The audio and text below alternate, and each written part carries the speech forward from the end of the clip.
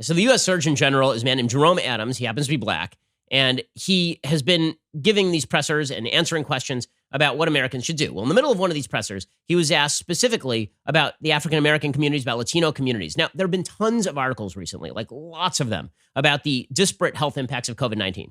And those articles have been focused heavily on the fact that Black and Latino populations have been harder hit by coronavirus than other populations. And this has led people like AOC to suggest that there is a disparity in healthcare in the United States. That's not what's going on here. It's led people to suggest that that disparities in wealth have led to disparities in health conditions. Some of that has been going on here. The idea is that America's pre-existing racism has led to these health conditions. And there is maybe some evidence that thanks to the wealth gap, that people are poorer, and if you're poorer, then you tend to eat less well. You don't eat as good food. But here's the reality of the situation. Right now in America, if you want to eat healthy, you should be able to eat healthy.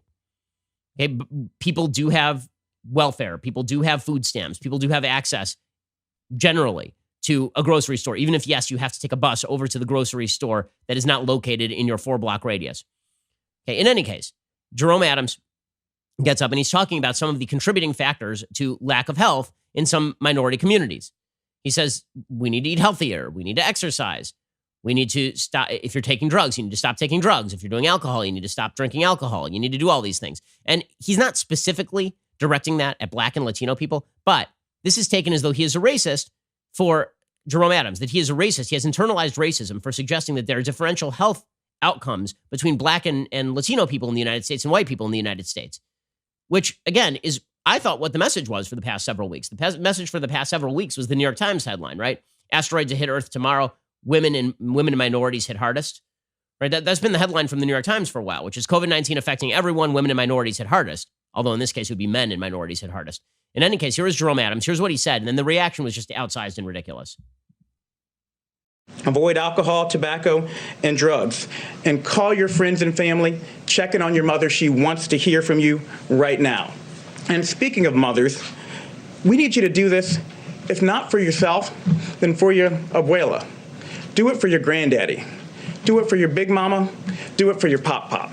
We need you to understand, especially in communities of color, we need you to step up and help stop the spread so that we can protect those who are most vulnerable. He said pop, and he said big mama or grandma. How dare he? How dare he?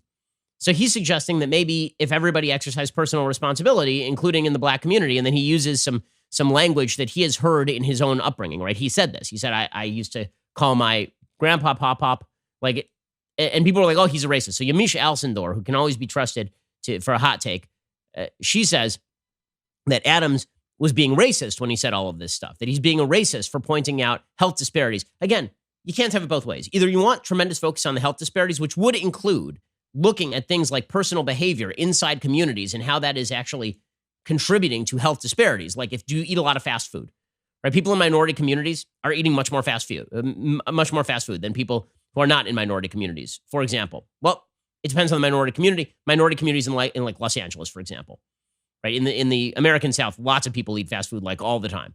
In just by studies. But overall, it has been shown that Black Americans tend to eat fast food more than white Americans, just broadly speaking.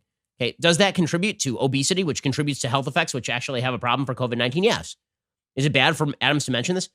Apparently, you're only supposed to mention health disparities when you're going to blame the system at large or American racism at large. But when you're talking about personal activity and what you can do to change your risk from COVID-19, it's very bad and it makes you a racist. So here's Yamisha Alcindor doing this routine.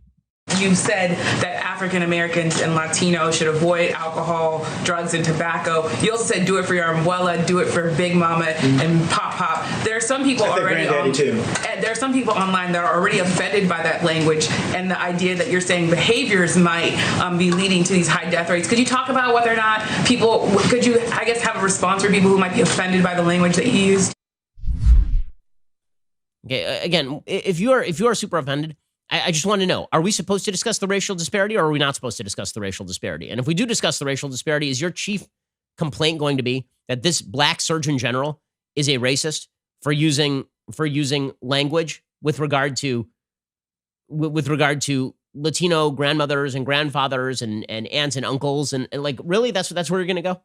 It seems to me you might be missing the point, deliberately, actually. It seems to me that you might be deliberately missing the point in order to focus in on narratives that confirm your priors, which is that American racism is everything when it comes to health disparities in the United States, and personal behavior has nothing to do with anything.